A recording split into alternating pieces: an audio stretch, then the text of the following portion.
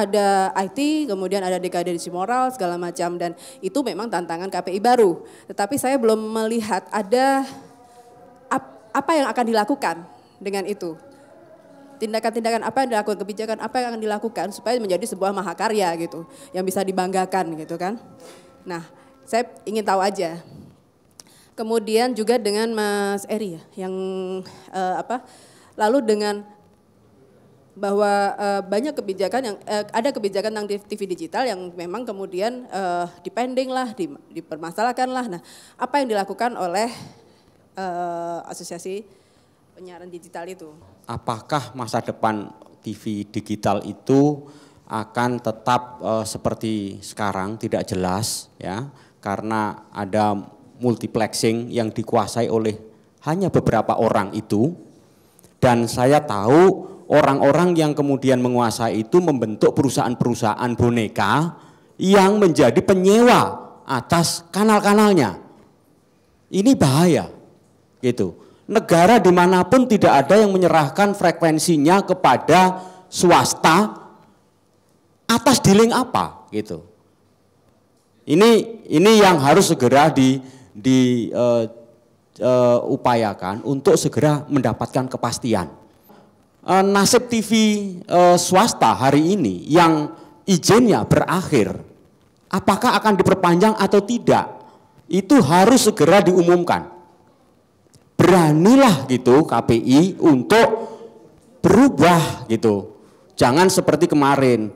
Begitu KPI tidak bisa menampilkan sosok seperti kemarin, nanti masyarakat juga enggak akan percaya kepada KPI.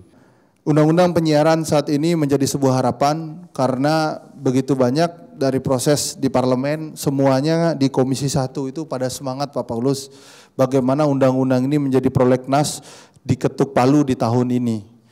Katanya kurang lebih 75 pasal sudah di-endorse oleh inisiasi DPR, ada 200 pasal lagi, dan hal ini yang mungkin kami khususnya komisioner terpilih mungkin berusaha untuk menyamakan frekuensi. Menjadi apa yang menjadi harapan dari civic society, harapan dari pemerintah maupun harapan dari wakil rakyat atau parlemen maupun industri. Kita mencari menjadi sebuah equilibrium, kira-kira tengah seperti apa yang menjadi keseimbangan yang baik di antara keseluruhan, dan intinya adalah tentu untuk rakyat Indonesia. Setuju Pak Paulus bahwa definisi penyiaran ini harus dikuatkan secara filosofis dari konteks apakah itu epistemologisnya, ontologis maupun aksiologis atau makna-makna yang akan dimunculkan dari arti harfiah dari sebuah penyiaran. Karena kita pahami seolah-olah saya dulu merasakan bahwa kenapa sih KPI ini tidak begini, udah jelas-jelas siarannya seliweran itu kan tugasnya KPI. Tapi tidak semuanya yang nama masyarakat paham bahwa itu ada wewenang penyiarannya itu adalah memang KPI atau memang bukan KPI. Tadi peraturan-peraturan secara tidak langsung dari telco mulai IPTV, bagaimana telekomunikasi diatur dengan rapi ternyata sudah ada. Tapi kenapa sih seolah-olah kita ini berdiri masing-masing dengan tujuan yang sama tapi berdiri masing-masing. Ini harapan pemerintah dan juga tentu wakil rakyat dalam artian DPR kalau bisa menyamakan frekuensi. Percuma kita sama-sama punya ruang publik, misalnya kalau ibarat radio, satu ngomong di AM, satu ngomong di FM Pak. Sama-sama menyiarin tapi nggak pernah temu gitu. Nah harapannya mungkin dengan semangat KPI ini kami pengen menyatukan sebuah frekuensi yang sama. Kalau bisa di radio itu di titik FM, kita semuanya di titik FM sehingga suaranya itu benar-benar lahir dengan frekuensi yang sama. Memang harus dipahami KPI ini kan dalam sekian undang-undangnya tidak semuanya diberikan kewenangan oleh Komisi Penyiaran Indonesia, tapi di Kementerian Komunikasi juga menjadi sebuah kekuatan khusus di sana.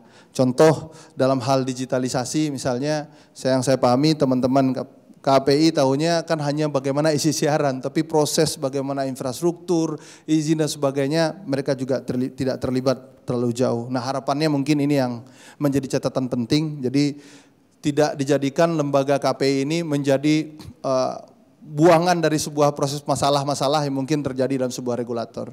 Itu ya juga harus menjadi bold atau red line dalam sebuah konteks regulasi ke depan.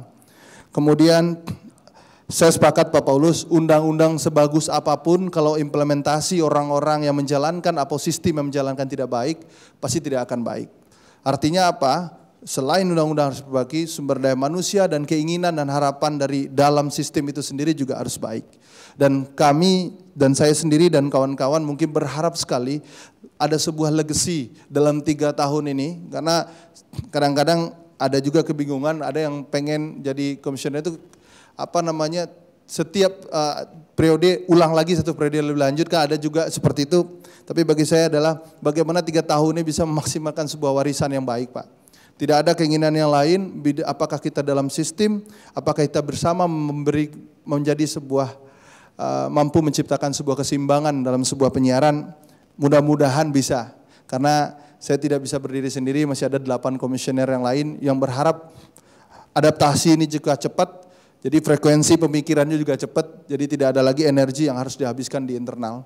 Karena masyarakat sangat menunggu, khususnya Mbak Westi dan kawan-kawan nih. Baik, itu jawabannya. Kemudian Mbak Westi, apa yang dilakukan dalam rapor merah?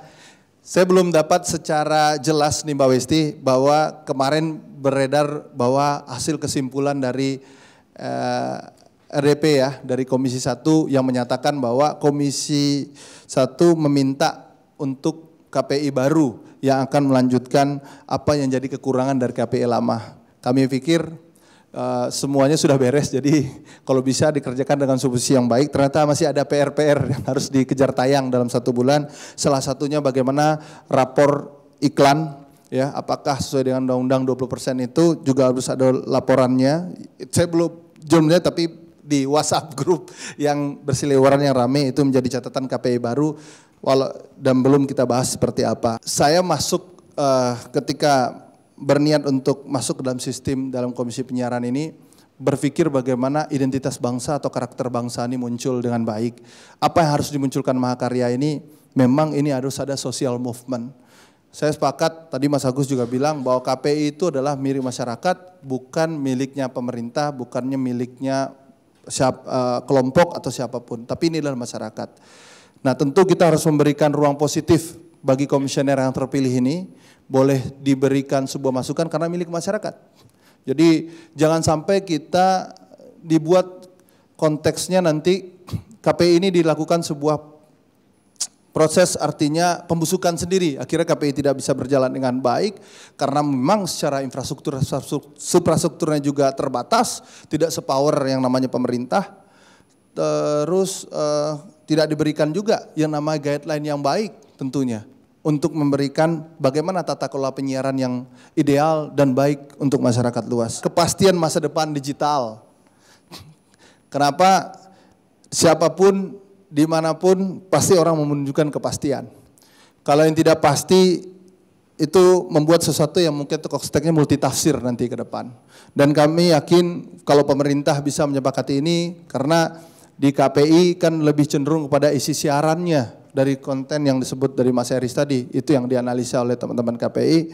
Dan bagaimana KPI bisa berperan? Saya bilang KPI hanya bisa memberikan rekomendasi kelayakan, tidak sejauh bagaimana izin prinsip dengan yang namanya infrastruktur, teknologi, mengaudit dan munculnya hal-hal yang lain.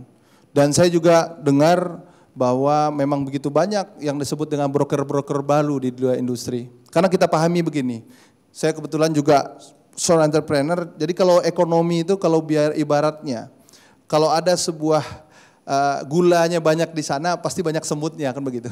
Nah, seolah-olah digital ini menjadikan sebuah peluang baru bagi seorang pengusaha-pengusaha yang mungkin tidak berbackground penyiaran.